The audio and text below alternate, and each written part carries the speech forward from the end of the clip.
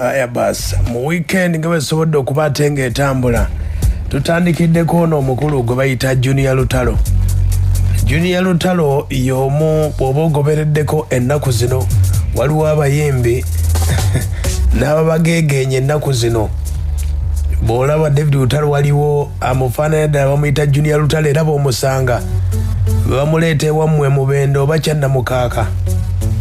Bw'oba toli stede bulungi ng'olina bye wanywedde ne weerabira oyinza okugamba Lutalo yali ku stage naye nga just abageegeenye abayimbi ab'enjawulo. Abageegeenye abayimbi waliyo Chameleone, Junior Chameleone gyali, waliyo Junior Bobby, waliwo ageegeenye abasudde Kafeero n'abayimbi abala bangi nnyo. Kati mu weekend David Lutalo yabaddeko side ze Busaabala eyo. Kati Junior Lutalo najja wabula David Lutalo yamugambye ayina emisango gy'ayina mu kukolera mu linnya lye nga tamuwanga lukusa yeyo no gye bayita copyright. Yamutegeezezza era embeera weesobodde okuba ate ng'etambula. David Lutalo nga weesobodde okuba ate ng'ayogera noono Junior Lutalo ne mubuuza obuzibu embeera nga bwe yabadde. Lutalo yamutegeezezza nkwetaaga mu yafeesi yange. Bw'omulaba enfaanana n'enviiri enjogera yonna kyabadde bwe kiti. Sooka owulire omukulu David Lutalo. Ekiroto kyange bulijjo abula naye ekiroto kyo tenakyukirira oyina emisango ewange noonyako tujogereko taata okiwulidde. Aya yoyo nno Lutalo ng'amugamba ku stage yamuwaddemu akapera. Junior Lutalo yatandise bw'ati wulira. Osala yabo bonna bateeka banjagalisa ebibi bambi tate yatonda eggulu n'ensi nkusabye bawe ebirungi ebibaleetera okutikoma abalala obibawenga mu bungi osanga banagwamu omutima ogwo ogubafuukuula mu langi kisabirwa bulungi badde nga munda ndina obulumi omutima bagujjuza ebituli naye nga basasule olungi kubagezina tebibakusa. Aya yoyo nno gwe bayita Junior Lutalo akayimba babongoote. Afudde mukalomba ngege n'obugumba basonjole nina miwula gyafene bansokadde nawoomerwe mungu bano bootawawe bamikisa enjala sange embigere bawemmere babwegere. Aya yoyo nno Junior Lutalo ng'alina David Lutalo ku stage emu alina ebigambo bye yamutegeezezza nti alina okujja n'amweyanjulira. Kulira.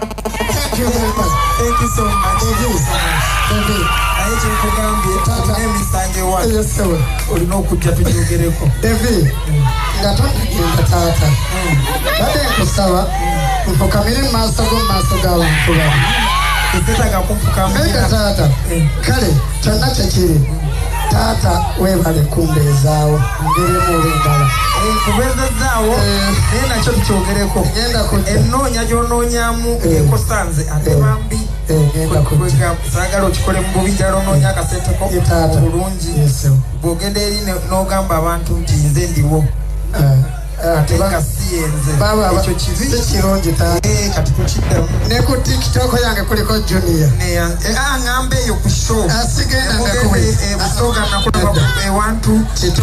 Aya ye David Lutalo ng'amunnyonnyola amubuulira mu mbeera eno bayinza okutegeka Lutalo ate ne baleeta Junior Lutalo ne baasa ebintu ne bagamba David Lutalo tayagala kuyimba. Kati embeera eyo nga bw'omanyi Lutalo y'omu ku bayimbi abasinga okwagala brandi ye okubeera ng'agikuuma nga tewali agikwatamu mu mbeera eyo. Ne bw'obeera gwe gy'oli bw'owulira omuntu ajja nti ate akolera mu bibyo kiba tekitambula bulungi. Omukulu ono Junior Lutalo munoonyezaako atubuulire kubanga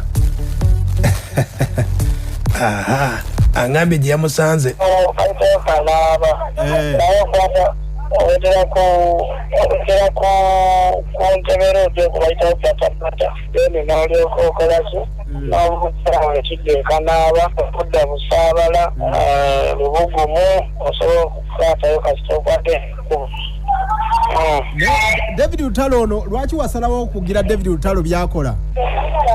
Ate kyaba ino manya nti muno mu nsi tosobola kwagala muntu nga byakola tobyagala. Era bwe kiri. David Lutalo ye muntu gwe tusobola okulabirako ye muyimbi omu ku bayimbi ogeza omukulu papa David Lutalo Deputy Gold Father papa Mr. Semakula omukulu papa Luna Mubiro jjajja waffe Fred Serata abantu yoyo nno Junior Lutalo nga mubuuzizza mu nsonga nti omukulu Lutalo okozesa ekifaananyi kye na byonna byakozesa ennyimba ze nga tomulabanga.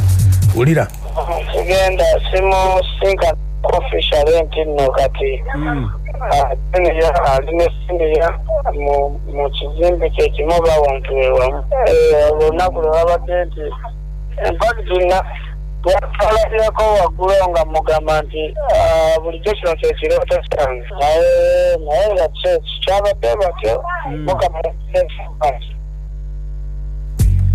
yoyo nno gwe bayita Junior Lutalo mubuuzizza era okukola ku nnyimba za Lutalo gy'agenda yonna kuba Lutalo yamugambye amwetaaga mu meeting tugeze ng'ebivudde mu meeting bw'obeera nga gwe waliwo akolera mu linnya lyo olwana nnyo okuliteeka waggulu ate nga waliwo abalitambuliramu bye bakola byonna tobimanya. Lutalo wamugamba nti toddamu kutambulira mu linnya lyange na kifaananyi kyange. Olira bwagambye kyagenda okuzzaako byange naye lwakubanga omanyi nti na Uganda yakwesindika yakudde eno studio nazo nnungi weziri naye akasente kaba kangi olumu okola akasente keezo naye nga si ke kangi akuyita nagamba kanoojjukira abalambi ogi bakusuka tusika ebitogi olina okubeerawo nga kuve mu imeji y'omuntu nga toli mu mbeera mbi eswaza kugamba to maintain life ekirere adi oba okuba nti nno osobola okuba mu mbeera bwekyo nga kyabanga kyamaanyi nnyo nti nno oba osobola okukola booti ne booti. Okay, kati Junior Lutalo kyembuuza omukulu bw'aba akugambye mbu toddamu kukolera mu kifaananyi kyange kikyozzaako simanyi bwe nja kikola naye ate kyoba omanya nti muno mu nsi muno Katonda aba yatukola mu bifaananyi bya njawulo era nze okunfaananya omusajja ng'oyo waliwo ensonga naye kyemmanyi omusajja yayimba yamba Yesu ayi Mukama Katonda gw'ofuga n'ennyimba endala ez'eddiini musajja wa ddiini musajja mukatoliki omutima tegweguli gwe tugamba ogw'enjaba tagulina era singa yabadde wakukingambye andi kingambidde ako stage. Junior Lutalo mu bigambo bye alinga agamba ye ajja kufiira mu image eyo naye ng'alina kwezuula akyatubuulira ku bya Lutalo. David bendobendo ly'e Masaka mbategeeza nti omusajja oyo musajja ensi yonna gwesobola okuyanira otuukako era sobola bajanyo bannamasaka ne bamuwagira era nga 8 Novemba nyongera okunga abantu tubeere ku Sena Hotel 15 16 Novemba kale ye mukulu oyo Junior Lutalo mubuuzizza nti baali bakutegeseeko nga bomanyi ba promota ayinza okugamba njagala Lutalo gwe katulanga eri Lutalo posta ulira waliwo yali amuwadde ekivulu $4,000,000 mbo n'akigaana kisoboka baali bakikozeeko n'enkigaana tekikkirizibwa nti oli akiwulira ku ennanzijo radio centenary ewezi Masaka n'Ebendolendo nga waliwo yali ampise ampe obukadde buna antwale mu bitundu byeyo eyo fort wansi eyo naye namugamba mpaka naye sigala ng'olanga Junior kubanga omusajja okozesa erinnya lye bwotyo ate nategeera abajja kiraba bulala ate abajja kusiba omaze naye yoyo nno Junior Lutalo waliwo yali amutegese nga yagala David Lutalo mbu $4,000,000 n'azigaana kisoboka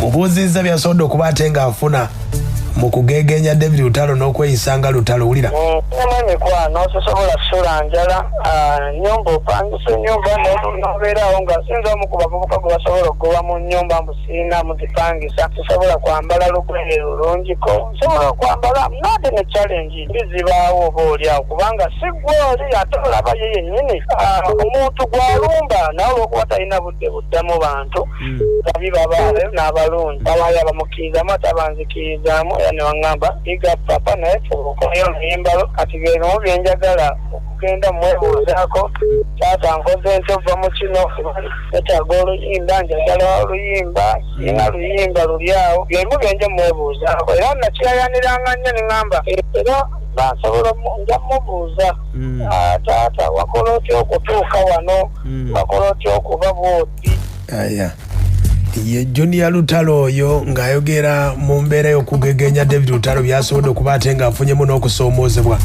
ye mbeera bwe yabadde David Lutalo yamutegeezezza nti olina ebyokunnyonnyola bw'obeera nga yeggwe gwe bakolera mu kifaananyi kyo nga tonnagusalira David Lutalo oba Lutalo Junior naye ng'ekisooka ye Lutalo Junior alina omusango ogw'okugegenya okukolera mu kifaananyi kya munne era amutegeeza alina emisango egy'okunnyonnyola ginaaba gitya kino kyekiroto kyange bulijjo sabula naye ekiroto kyo tekinakyukirira olina emisango ewange noonyaako tujogereko noonyaako taata okiwulidde